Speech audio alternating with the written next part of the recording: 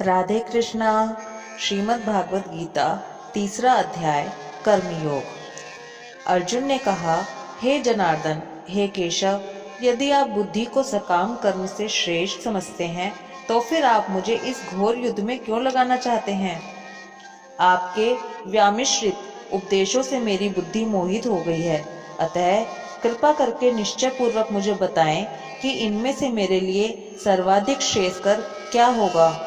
श्री भगवान ने कहा, हे निष्पाप अर्जुन, मैं पहले ही बता चुका हूँ कि आत्म साक्षात्कार का प्रयत्न करने वाले दो प्रकार के पुरुष होते हैं। कुछ इसे ज्ञान योग द्वारा समझने का प्रयत्न करते हैं तो कुछ भक्तिमय सेवा के द्वारा। ना तो कर्म से विमुख होकर कोई कर्मफल से छुटकारा पा सकता है और ना केवल संन्यास से सिद्धि प्राप्त की जा सकती है। प्रत्येक व्यक्ति को प्रकृति से अर्जित गुणों के अनुसार विवश होकर कर्म करना पड़ता है, अतः कोई भी एक क्षण भर के लिए भी बिना कर्म किए नहीं रह सकता। जो कर्मेंद्रियों को वश में तो करता है, किंतु जिसका मन इंद्रिय विषयों का चिंतन करता रहता है, वह निश्चित रूप से स्वयं को धोखा देता है और मिथ्याचारी कहलाता है।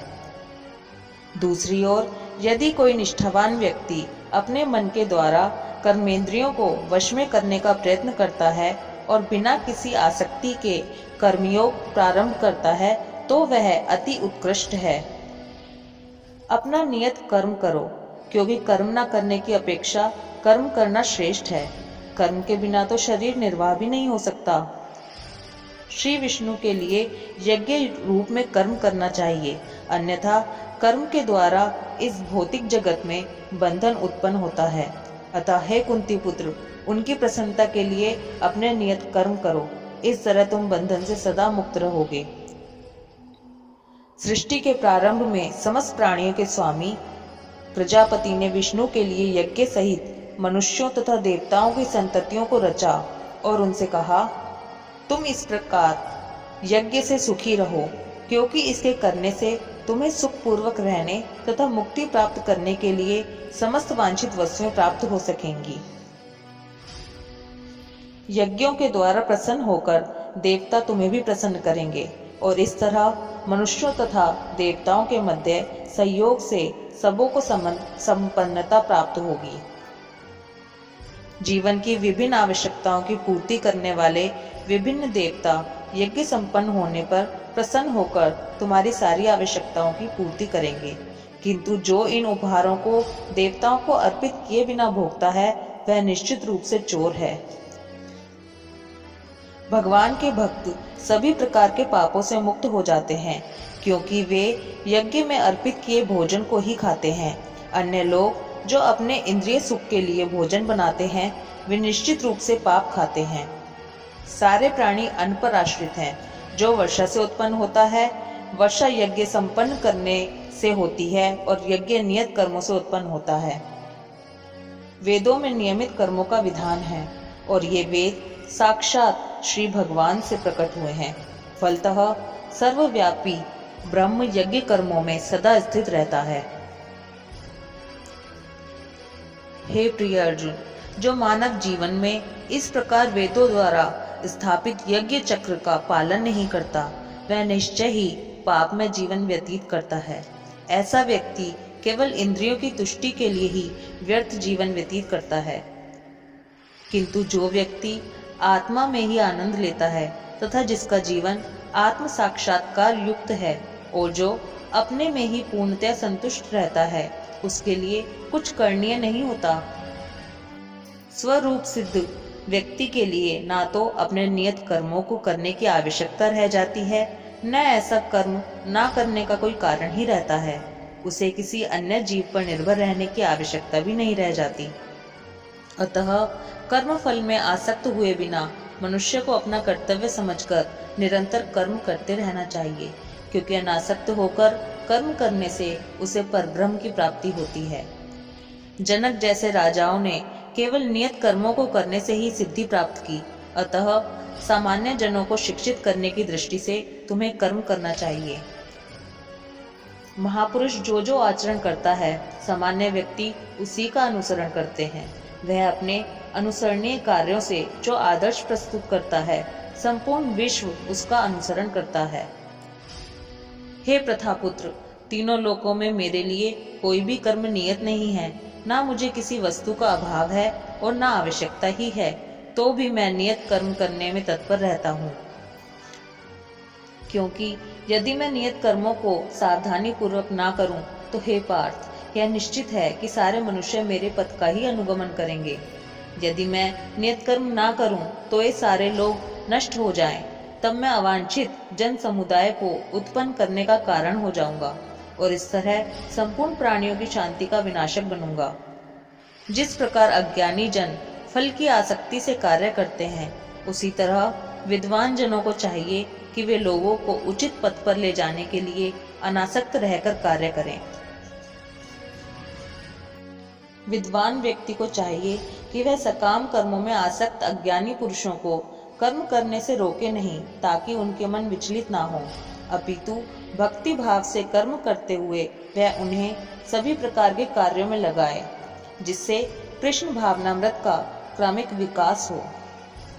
जीवात्मा अहंकार के प्रभाव से मोहग्रस्त होकर अपने आप को समस्त कर्मों का कर्ता मान बैठता है, जबकि वास्तव में वे प्रकृति के तीनों गुणों द्वारा संपन्न किए जाते हैं। हे महाबाहो, भक्ति भाव में कर्म तथा सकाम कर्म के भेद को भलीभांति जानते हुए जो परम सत्य को जानने वाला है, वह कभी भी अपने आप को इंद्रियों में तथा इंद्रिय तृप्ति में नहीं लगाता। माया के गुणों से मोहग्रस्त होने पर अज्ञानी पुरुष पूर्णतया भौतिक कार्यों में संलग्न रहकर उसमें आसक्त हो जाते हैं। यद्यपि उनके ये कार्य उनमें ज्ञान भाव के कारण अध्यम होते हैं, किंतु ज्ञानी को चाहिए कि उन्हें विचलित ना करें। अतः हे अर्जुन, अपने सारे कार्यों को मुझ में समर्पित करके मेरे पूर्ण ज्ञान से युक्त होकर लाभ की आकांक्षा से रहित, स्वामित्व के किसी दावे के बिना तथा आलस्य से रहित होकर युद्ध करो। जो व्यक्ति मेरे आदेशों के अनुसार अपना कर्तव्य करते रहते हैं और ईर्ष्या रहित होकर इस उपदेश का श्रद्धा पूर्वक पालन करते हैं, वे सकाम कर्मों के बंधन से मुक्त हो जाते हैं।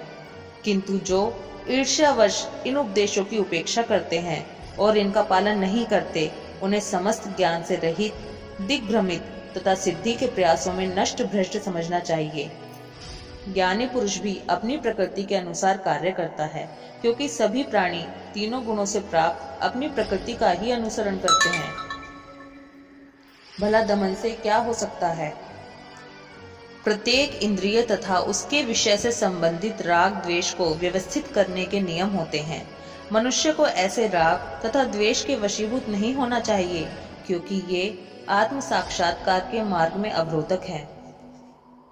अपने नियत कर्मों को दोषपूर्ण ढंग से संपन्न करना भी अन्य के कर्मों को भलीभांति करने से श्रेयस्कर है। स्वीय कर्मों को करते हुए वरना पराये कर्मों में प्रवृत्त होने की अपेक्षा श्रेष्ठतर है, क्योंकि अन्य किसी के मार्ग का अनुसरण भयावह होता है। अर्जुन ने कहा, हे वृष्णिवंशी, मनुष्य ना चाहते हुए भी पाप कर्मों के लिए प्रेरित क्यों होता है? ऐसा लगता है कि उसे बलपूर्वक उनमें लगाया जा रहा हो।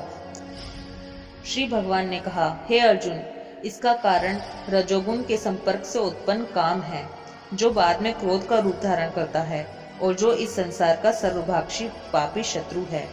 जिस प्रकार अग्नि धुएं से, दर्पण धूल से या भ्रूण गर्भाशय से आवृत रहता है, उसी प्रकार जीवात्मा इस काम की विभिन्न मात्राओं से आवृत रहता है। इस प्रकार ज्ञान में जीवात्मा की शुद्ध चेतना उसके काम रूपी नित्य शत्रु से ढकी रहती है और कभी भी तुष्ट नहीं होता और अग्नि के समान जलता रहता है। इंद्रियां, मन तथा बुद्धि इस काम के निवास स्थान हैं। इनके द्वारा यह काम जीवात्मा के वास्तविक ज्ञान को ढककर उसे मोहित कर लेता है। इसलिए हे भरतवंशियों में श्रेष्ठ अर्जुन, प्रारंभ में ही इंद्रियों को वश में करके इस पाप के महान प्रतीक का दमन करो और ज्ञान तथा आत्म साक्षात्कार के इस विनाशकर्ता का वध करो। कर्मेंद्रियों जड़ पदार्थ की अपेक्षा श्रेष्ठ है। मन इंद्रियों से बढ़कर है। बुद्धि मन से भी उच्च है और वह आत्मा बुद्धि से भी बढ़कर है। इस प्रकार हे महाबाहु अर्जुन, अपने आप को भौतिक इंद्रियों, मन तथा बुद्धि से परे जानकर और मन को सावधान आध्यात्मिक बुद्धि से स्थिर करके आध्यात्मिक शक्ति द्वारा इस काम रूपी दुर्जय शत्रु को जीतो। इस प्रकार श्रीमद् भागवत गीता के 3 अध्याय कर्म योग का भक्ति वेदांत तात्पर्य पूर्ण हुआ। राधे कृष्णा।